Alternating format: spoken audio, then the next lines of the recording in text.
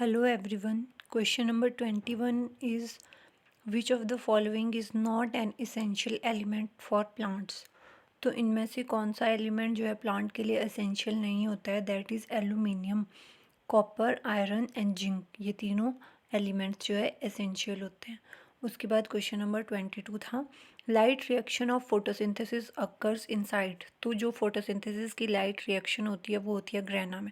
Grana में जो thylakoids होते हैं उसमें हमारी लाइट रिएक्शन होती है।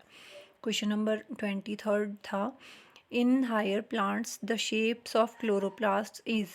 जो हायर प्लांट्स होते हैं उसमें क्लोरोप्लास्ट की शेप होती है डिस्कॉइड शेप होती है।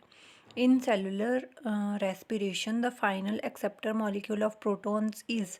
जो सेलुलर रेस्पिरेशन होती है उसमें फाइनल स्टेप होता है ईटीसी। तो जो ईटीसी में जो प्रोटॉन जाता है उस प्रोटॉन को लास्ट में एक्सेप्ट करता है ऑक्सीजन। ठीक है जी।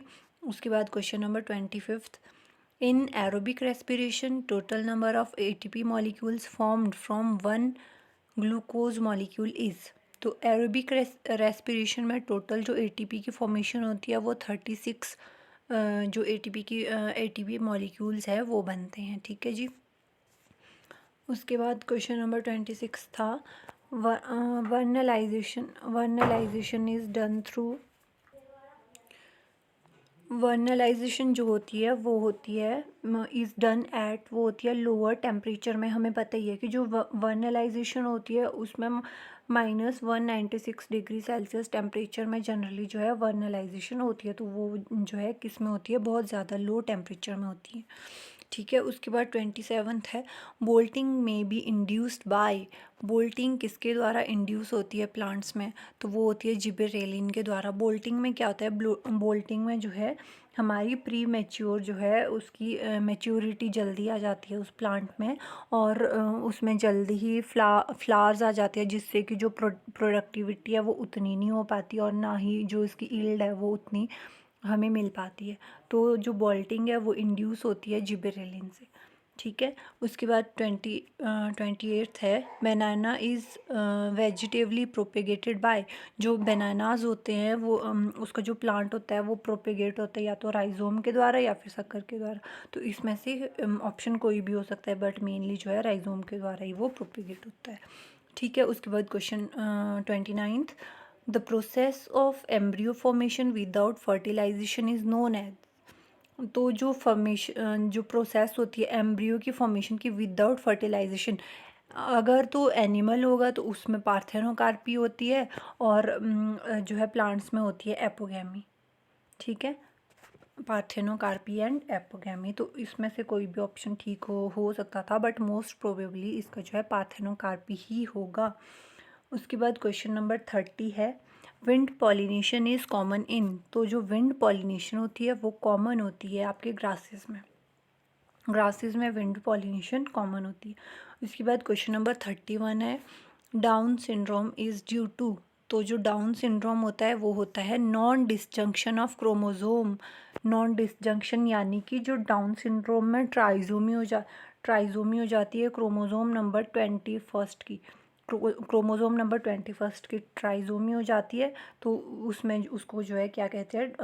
डाउन सिंड्रोम कहते हैं। तो उसमें क्या होता है? Non disjunction of chromosomes. ठीक है। उसके बाद हमारा क्वेश्चन नंबर 32 था हीमोफीलिया इज़ अ।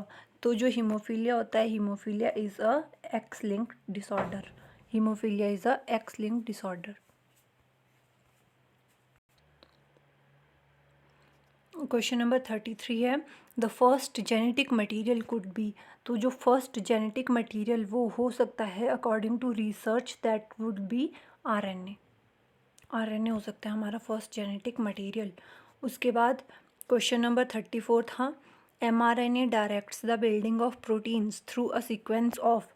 तो हमें पता ही है कि जो mRNA से जो हमारी प्रोटीन्स बनती हैं वो किसके सीक्वेंस के थ्रू बनती है? कोडोन्स, जिसमें कि एक ट्रिपलेट होता है कोडोन्स का, उसके थ्रू जो है प्रोटीन की सिंथेसिस होती है।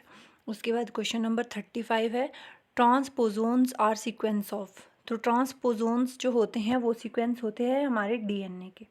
ठीक है। उसके बाद क्वेश्चन नंबर 36 है Stanley Miller proposed origin of life by, तो जो स्टैनली मिलर और यूरी और मिलर का जो एक्सपेरिमेंट था उसके थ्रू जो है उन्होंने क्या किया था, केमिकल सिंथेसिस की थी। तो उन्होंने जो ओरिजिन ऑफ लाइफ बताया था वो बताया था through chemical synthesis. Question number 37, which of the following is link to evolution. तो एवोल्यूशन से रिलेटेड क्या है, वेरिएशंस। अगर वेरिएशन होगी तो एवोल्यूशन होगा, सिंपल सी बात है।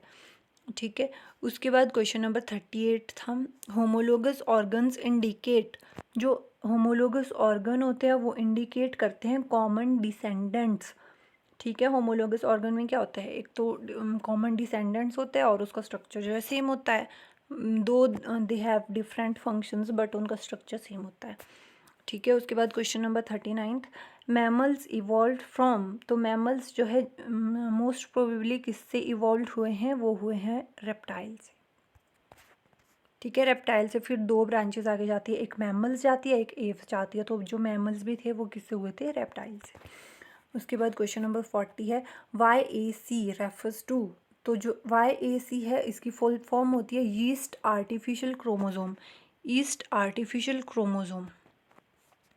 उसके बाद क्वेश्चन नंबर 41 है, the first human hormone produced by recombinant DNA technology is. तो जो फर्स्ट ह्यूमन हार्मोन था जो कि रिकॉम्बिनेंट DNA टेक्नोलॉजी से बना था वो था हमारा इंसुलिन, इंसुलिन। ठीक है जी। उसके बाद 42 है, BT cotton is resistant to. तो जो बीटी कॉटन होती है वो रेजिस्टेंट होती है इंसेक्ट्स को। इंसेक्ट्स हमें पता ही है कि बीटी में जो बीटी का मतलब होता है बैसिलस, बैसिलस थुरिंजेनेसिस।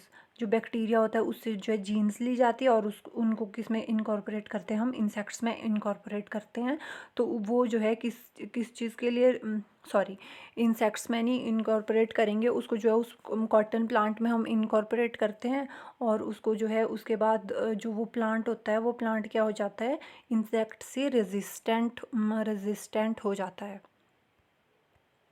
उसके बाद क्वेश्चन नंबर 43 है, which of the following is a partial root parasite. तो जो पार्शियल रूट पैरासाइट होता है वो होता है sandalwood. Sandalwood is a partial root parasite. उसके बाद question number 44 is lichen is an example of. Lichen हमें पता ही है, जो लाइकन होती है association between algae and fungus. Algae and fungus के बीच में एसोसिएशन होती है लाइकेंस। तो उसमें क्या होता है, म्यूचुअलिज्म होता है, म्यूचुअलिज्म में दोनों ही जो ऑर्गेनिज्म होते हैं वो आपके बेनिफिट होते हैं। उसके बाद क्वेश्चन नंबर 45 है, डीकम्पोजर्स आर। तो जो डीकम्पोजर्स होते हैं वो होते हैं हिट्रोट्रॉप्स, क्योंकि वो डेड डिकेइंग ऑर्गेनिक मैटर से जो है अपना फूड लेते हैं, इसीलिए वो ऑटोट्रॉप्स तो हो नहीं सकते, इसलिए वो क्या होते हैं, हिट्रोट्रॉप्स होते हैं। उसके बाद नेक्स्ट क्वेश्चन है, energy flow in an ecosystem is. तो जो एनर्जी फ्लो होता है किसी भी इकोसिस्टम में वो कैसा होता है, यूनिडायरेक्शनल होता है। तो हमें पता है कि जो पिरामिड ऑफ एनर्जी होता है वो ऑलवेज कैसा होता है, अपराइट होता है। क्यों होता है, क्योंकि जो एनर्जी फ्लो है दैट इज़ ऑलवेज यूनिडायरेक्शनल। उसके बाद नेक्स्ट क्वेश्चन है, which of the following is not an एक्स-CO2 कंजर्वेशन। तो एक्स-CO2 कंजर्वेशन हमें पता है, जो कंजर्वेशन होती है वो 2 टाइप की होती है। एक होती है इन सिटू और एक होती है एक्स सिटू। तो जो एक्स सिटू कंजर्वेशन होती है वो होती है इनसाइड एनी लेबोरेटरी और जो नेचुरल कंडीशन होती है उससे जो है अलग से जो हम कंजर्वेशन करते हैं। हमें पता है कि जो इन सिटू होती है जो वहाँ पे जो उसका नेचुरल हैबिटेट होते हैं उसी में ही किसी भी ऑर्गेनिज्म या प्लांट को कंजर्व करना। और एक्स सिटू होता है जैसे हमारे क्रायो प्रिजर्वेशन के थ्रू, सीड बैंक के थ्रू, बॉटनिकल गार्डन्स के थ्रू, वो होते हैं एक्स-CO2। तो हमें बोला है कि which of the following is not an एक्स-CO2 कंजर्वेशन। तो इसका जो आंसर होगा that will be biosphere reserve. जो बायोस्फीयर रिजर्व होता है वो इन-सिटू कंजर्वेशन होती है। उसके बाद क्वेश्चन नंबर 48 है, red data books are produced by. तो जो रेड डाटा बुक्स होती है उनको प्रोड्यूस करता है IUCN, international union of conservation for nature and natural resources. जो IUCN है वो जो है हमारी रेड डाटा बुक्स को पब्लिश या प्रोड्यूस करता है। ठीक है, उसके बाद क्वेश्चन नंबर 49 था, और म्यूटाजेनिक पोल्यूटेंट इज़। तो म्यूटाजेनिक पोल्यूटेंट होते हैं जो कि म्यूटेशन कॉज करते हैं डीएनए या आरएनए में। तो म्यूटाजेनिक पोल्यूटेंट का एग्जांपल है हाइड्रोकार्बन्स। हाइड्रोकार्बन्स होते हैं म्यूटाजेनिक पोल्यूटेंट्स। ठीक है, उसके बाद जो अगला क्वेश्चन था, photochemical smog is formed by. तो जो फोटोकेमिकल स्मॉग है उसको जनरली जो है नाइट्रोजन डाइऑक्साइड कॉज करता है, फोटोकेमिकल स्मॉग। और सल्फर डाइऑक्साइड क्या क्या कॉज करता है, एसिड रेन। Very good. उसके बाद क्वेश्चन नंबर 51 है, book lungs are respiratory organs in. तो जो बुक लंग्स होते हैं वो रेस्पिरेटरी ऑर्गन्स होते हैं स्कॉर्पियन में। ठीक है, स्कॉर्पियन में जो रेस्पिरेटरी ऑर्गन्स होते हैं वो होते हैं आपके बुक लंग्स। उसके बाद क्वेश्चन नंबर 52 था, sea mouse belongs to which phylum. तो जो सी माउस है वो बिलोंग करता है फाइलम एनिलिडा से। फाइलम एनिलिडा से बिलोंग करता है सी माउस।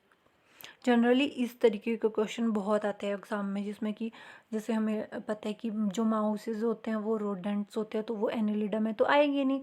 बट जो सी माउस होता है, जो सी माउस होता है वो किस में आता है, वो आपके एनिलिडा में आता है।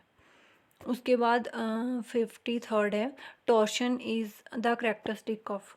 तो जो टॉर्शन होती है वो करेक्टरिस्टिक होती है गैस्ट्रोपॉड्स की। टॉर्शन में क्या होता है, जो हमारी बॉडी होती है उसमें वो जो है 180 डिग्री रोटेट हो जाती है। ठीक है, जैसे मान लो दिस इज़ द बॉडी, तो वो ये जो है बीच से रोटेट हो जाएगी, तो उसको बोलेंगे टॉर्शन। तो टॉर्शन जो है जनरली किस में होता है, गैस्ट्रोपॉड्स में होता है। उसके बाद नेक्स्ट क्वेश्चन था, the animal which has Oval RBCs. तो जो ओवल आरबीसीज होते हैं वो जनरली जो है कैमल में होते हैं। हमसे यहाँ पे क्या पूछा गया है, एनिमल पूछा गया है। ठीक है, तो जब हमसे एनिमल पूछा गया तो ऑब्वियसली क्या आएगा यहाँ पे, कैमल। बट जो आपकी फिशेज़ भी होते हैं, फिशेज़ में भी क्या होता है, ओवल आरबीसीज होता है। यहाँ पे तो हमसे एनिमल पूछा गया है, तो यहाँ पे राइट आंसर होगा कैमल। उसके बाद नेक्स्ट क्वेश्चन था, earthworm has how many segments. तो जो अर्थवॉर्म होते हैं उसमें जनरली 100 to 200 सेगमेंट्स प्रेजेंट होते हैं। उसके बाद नेक्स्ट क्वेश्चन था 56, the lining of intestine and kidneys in humans is. तो जो लाइनिंग होती है इंटेस्टाइन की, इंटेस्टाइन में और जो किडनीज़ में, तो वो होती है ब्रश बॉर्डर होती है, जिसमें कि सीलियाज मतलब ब्रश लाइक स्ट्रक्चर्स प्रेजेंट होते हैं। उसके बाद क्वेश्चन नंबर 57 है, in molluscs eye is present in the stalk called. जो भी हमारे मोलस्क्स होते हैं उसमें जो आई प्रेजेंट होती है वो एक स्टॉक में प्रेजेंट होती है, और उस स्टॉक को बोलते हैं ओमेटोफोर्स। आइज़ को जनरली बोलते हैं ओमेटिडियस, एंड वो प्रेजेंट होती है एक स्टॉक में जिसको बोलते हैं ओमेटोफोर्स। उसके बाद क्वेश्चन नंबर 58 है, what is number of spinal nerves in frog. तो जो फ्रॉग में जो स्पाइनल नर्व्स होती हैं वो होती है आपकी 10 पेयर्स। उसके बाद क्वेश्चन नंबर 59 है, in humans peptic cell secrete. तो जो पेप्टिक सेल्स सीक्रेट करते हैं ह्यूमंस में, वो जनरली हमारे पेप्सिनोजन्स को सीक्रेट करते हैं। ठीक है, पेप्सिनोजन्स को सीक्रेट करते हैं, पर यहाँ पे ऑप्शन में तो पेप्सिनोजन है ही नहीं, तो इसीलिए जो है राइट आंसर होगा नन ऑफ दीज। उसके बाद क्वेश्चन नंबर 60 है, secretion of pancreatic juice in humans is stimulated by. तो जो सिक्रीशन होती है पैनक्रियाटिक जूसेस की ह्यूमंस में, उसको जो है एंटेरोकाइनेज, एंटेरोगेस्ट्रॉन, गैस्ट्रीन, इनमें से कोई भी सिक्रेट नहीं करता, तो इसीलिए ऑप्शन होगा नन ऑफ दीज। बस आज के लिए इतना ही, थैंक यू।